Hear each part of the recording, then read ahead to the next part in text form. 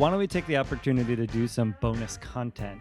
Something that is actually bonus uh, to an album where we're doing an EP, something we haven't done before. This is a very cool EP that came out in 2005. I love the story of this, that Jimmy Eat World did Futures, and then they were like, well, we started working on something else that didn't pan out, but here's what we worked on. And it sounds so different than Futures, and so cool. But here we are to talk about it. But before we get into that, I'd also love to just talk about the fact that Jimmy Eat World is out on the road right now doing their 25th anniversary tour of Bleed American coming out. I saw them just a couple weeks ago in Philly. Bill, have you been able to catch the tour? I have not. No, I've actually only seen Jimmy Eat World as part of a festival, Bill. I've never Ooh, seen them on their own. you're missing out. I know that I am, but it never works out for me. I know. Which, in your defense, I have seen them 3 times, but it's all been within the last like 3-4 years that I've seen them. I saw them this year. I saw them last year when they were on tour with the Offspring, and then I saw them. When was that? That they were at the Starland Ballroom, 2022 or 23, 22. Saw them at Starland Ballroom, which was an awesome show. Unfortunately, Jim Atkins had just started his flu that day. He did not realize it was the flu. So he came on stage and played the show, and he still killed it. He still gave like all the energy he could. I think he, like, the first half of the set, you couldn't tell at all with his singing, which was surprising. Towards the end, he started to get a little scratchy. He started to let a little few notes like drop off, um, but he was still putting his all of his energy into it, and I don't think that the audience suffered for having seen it. The only thing that happened was they didn't do an encore. He's like, I feel like crap. So sorry, guys. We're gonna do one more song and no encore. We normally would, but I'm sorry. And thank you so much for being here. Uh, and then they went. Wow. I Yeah, mean, that's cool. Starland Ballroom too, like in 2022, that late in their career, yeah. the cool room to be seeing them in.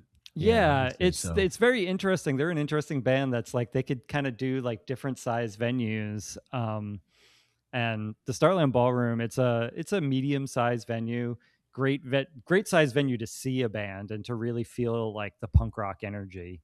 Um, and uh, and then just a few weeks ago, seeing them on the Bleed American tour, because I mean, I don't know about you guys. When did you first hear of Jimmy Eat World? Was it Bleed American? It was Bleed American. Yeah, I remember seeing the video for the song Bleed American on MTV Mm. and being like, this rules. This Was is, it 120 minutes or MTV2 at the time?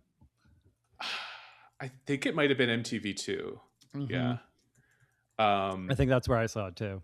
and it stuck out more because it was right around the time that 9/11 happened, and they made them change the name of the album and the song Hmm. from Bleed American the album to Jimmy Eat World, and then Bleed American the song to Salt Sweat Sugar. Yeah. I don't know if they made them change it. I think it was kind of the band was like, we don't want to mess things up. We're not trying to be controversial. And they were Mhm. like, yeah, we'll change it. We don't care. Yeah. But I remember I started with Bleed American, and then I went back for Hmm. Clarity and Static Prevails, and Futures was the first album of theirs that I was hearing live as it was coming out. Hmm. And I remember at first being a little bit underwhelmed. Um, Really? yeah, I felt like there was something missing. And then a I year loved later, Futures. I mean, I love it now, Yeah. I but loved it then, like from the get go. yeah, for me, it was Stay on My Side Tonight that sort of unlocked it for me. Because, I'd gone back and I got really into Clarity. I was Hmm. wanting a lot more of that sound to come Hmm. back. And, I hear Stay on My Side Tonight, and here are the Clarity S songs I was looking for. Hmm. Yeah. And so now I can enjoy Futures as its own thing, which is very good. Uh-huh. And it's also more than a little Clarity-esque in hindsight. I think I just Yeah. missed it. Drugs Are Me, 23, you know, it's got songs that are that vibe, but They it's also a unfold rocker for of a an album. very they unfold, like, they take a while to unfold. They had a lot of Mhm. long, like, 6-minute songs, like, and that's Clarity. A lot of that stuff Mhm. just kind of unfolds. I'm sorry, it's an album that takes its time. Mhm. Yes. Mhm. Yeah. And this is now an EP that takes its time for sure. Yeah. Yes. And I think to me, this is the ideal scenario for an EP. You know, these are not songs that just weren't good enough for Futures. They're Oh, songs that yeah. would have fundamentally changed that album. Mhm. And I mean, I'll get to this, but Disintegration is my favorite Jimmy Eat World song, and Closer is up there as well. So they were clearly killing their darlings with this one. Yeah, yeah, definitely. And just on the 25th anniversary tour, and it's 25th of Bleed American, not of the band, which is interesting. But they went out and they did it, basically they played like Bleed American from beginning to end. And they did a few songs in the beginning and a few songs after. The few songs in the beginning, it was all songs from before Bleed American. And they did a very interesting thing, which I thought was cool, because they have a fifth guy that tours with them, Robin. Now I have to look this up right now. It's Robin something. I don't want to get his last name wrong, but he's an amazing musician. If you watch those sessions they did a few years ago, that they did the full albums and they put it up on YouTube, he's playing on those with them, and he really adds that extra bit, like everything from the recordings, like the harmony singing. No offense to Tom Linton, he's a great singer, but he's not quite that harmony singer. He doesn't have that range for those high harmonies that Jim Atkins does for himself on the albums. So this guy does that. He does like the acoustic guitar parts. He does like third guitar parts, and just kind of fits in real nice. Robin Vining is his name. And he's awesome. But he's not there. He wasn't there for the first few songs. And they were actually lined up on the stage. Like Zach, the drummer, was in line with everybody else. And I was like, oh, I guess for this tour, they're just going back to the core four. They're not doing, the extra musician. They're like, they were just playing like early stuff. And I was like, oh, wow, okay. Then this is what I was not expecting.